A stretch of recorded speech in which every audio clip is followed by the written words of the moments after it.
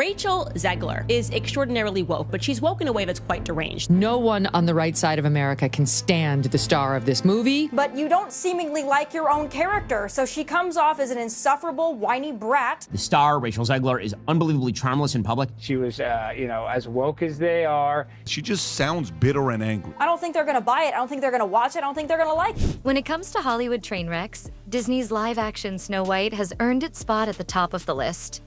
What was intended to be a dazzling modern-day fairy tale turned into one of the biggest embarrassments in the studio's recent history. With clumsy casting choices, a storyline that strayed too far from its roots, and a lead actress seemingly determined to alienate the very audience she was meant to charm, this project was doomed before it even hit theaters. At the center of the cinematic meltdown is Rachel Zegler, cast as the iconic princess. I really do believe that. There's something wrong with her. She's disturbed, she's unhappy, and she thinks it's about feminism and the patriarchy and about abortion. But the reality is she's just not stable, like the majority of people in Hollywood. They're just not stable human beings. I would highly advise that you boycott this film, no matter how much your children love Snow White. Instead of embracing the role that launched Disney's legacy, Zegler made headlines for criticizing the original 1937 animated classic. In interviews, she made it clear she had no interest in simply retelling the beloved story. Instead, she was on a mission to reinvent Snow White. What could have been a thoughtful update quickly turned into a polarizing rewrite, one that many fans saw as disrespectful to the legacy of the original film. Zegler's comments didn't just stir controversy, they lit a firestorm. Whether she was slamming the old story as outdated or calling out the patriarchy, the actress managed to turn nearly every press appearance into a mini soapbox. You know the saying, go woke, get broke, and Disney's going to lose money on this movie. And I believe it only made less than $1 million in China. If Disney wants to make more woke films that tank at the box office, they are more than welcome to do that, but maybe think of an original idea. What should have been a celebratory moment in her career started to feel more like a self-promotional campaign, with the film taking a backseat to her personal narrative. Audiences weren't connecting with her message, and worse, they weren't buying tickets. The result? Snow White tanked at the box office. Opening weekend numbers were dismal, pulling in under $50 million, an astonishing flop for a film with a bloated $170 million production budget. And be swept off of your feet and live happily ever after. No, you should want to be the prince. You should want to go out and fight the bad guys with a sword. It's just a really incredible story for, I think, young people everywhere to see themselves in. Snow White is running for president. I'm launching my campaign. They have been making this film for a very long time because it's just been so scandalized. And so they had to basically put it on ice after people were firstly outraged by Rachel Zegler speaking ill about the prior film, the film that she was remaking. And it's such a weird thing for their whole pitch as feminists to be is like the best thing you can strive to be as a man. Everything will be great once we just act exactly like men. There's nothing special about being a woman. Let's just be men. It just doesn't feel like we're winning. Internationally, it fared even worse, with less than $1 million in China, one of the world's largest and most vital markets for Hollywood blockbusters. Instead of a fairy tale ending, Disney was left grappling with an undeniable failure. The finger-pointing came fast, and a significant portion of the blame landed squarely on Zegler. Critics and fans alike noted her apparent disdain for the role and the original source material. Rather than building anticipation, her attitude seemed to create friction and push audiences away. In a moment where she could have united fans of all generations, she instead drew a hard line, turning a classic story into a battleground for modern discourse. But Zegler isn't the only issue here. Snow White is also a symptom of Disney's larger problem, an over-reliance on live-action reboots. Once a surefire way to draw in crowds and cash, these remakes are starting to lose their magic.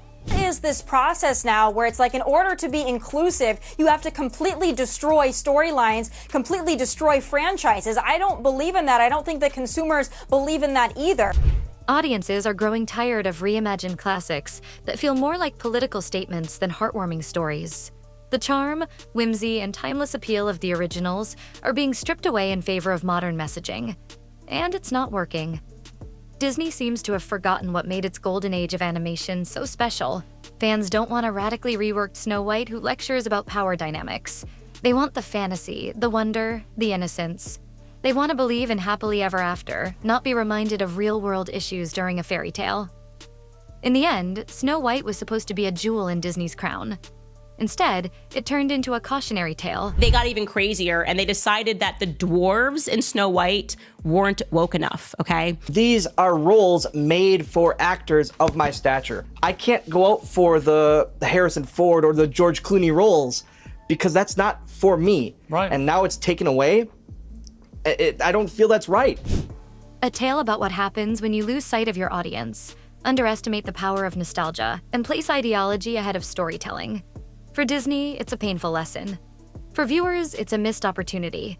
And for Hollywood, it's a reminder that not every classic needs a remake, especially one that forgets the magic it came from. Once upon a time, Disney dreamed of reimagining Snow White for a new generation. But instead of magic and wonder, the studio delivered one of the biggest box office disasters in recent memory. What was meant to be a triumphant retelling of a beloved classic quickly spiraled into a cautionary tale. One filled with missteps, controversy, and a lead actress whose off-screen antics may have tanked the entire project. At the heart of this implosion? Rachel Zegler. Disney cast her as their modern-day Snow White, hoping she'd usher in a bold new era for the brand. Instead, Zegler brought controversy, attitude, and a laundry list of PR nightmares. From the moment she took the role, she made it clear she had no love for the original 1937 animated film, openly mocking the prince and dismissing the core themes that made the story iconic. In her eyes, this wasn't a fairy tale. It was a feminist rebrand. Zegler proudly declared Snow White didn't need saving, didn't need a prince, and definitely didn't need to reflect the values of the past. That would have been fine if she hadn't alienated the very fans who grew up loving those values. Her unapologetic, I know better attitude rubbed people the wrong way, and her interviews turned into lectures. Rather than promoting the film, she was promoting herself, and not in a good way. The backlash came fast and furious. Online, fans dragged her comments, memes exploded, edits mocking her went viral, and behind the scenes, things weren't any better.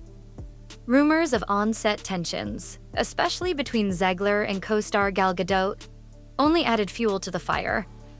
Industry insiders claimed Zegler's difficult behavior even caused the film to be delayed a full year. And then came the nail in the coffin: the box office numbers. Despite a sky-high production budget of over $200 million, Snow White opened to a pitiful $87 million. That's not just a disappointment. That's a full-blown financial catastrophe. Add in marketing and distribution costs, and Disney's losses could climb past $150 million. The film didn't just flop. It detonated. The internet wasted no time crowning Zegler with a new title, the Fairy Tale Wrecker. Once seen as the fresh face of Disney, she's now a cautionary tale in casting. Proof that talent alone isn't enough when you alienate your audience. Casting agents have reportedly cooled on her. Directors are backing off. Studios are suddenly silent. Hollywood's once rising star is fading. Fast. And let's not forget her infamous November moment, where she told Trump supporters to get lost. That comment didn't just add to the controversy. It cracked the already fragile base of potential viewers in half. Instead of bringing people together through a timeless story, Snow White became a battleground for modern culture wars. Now, Disney's trying to bury the mess.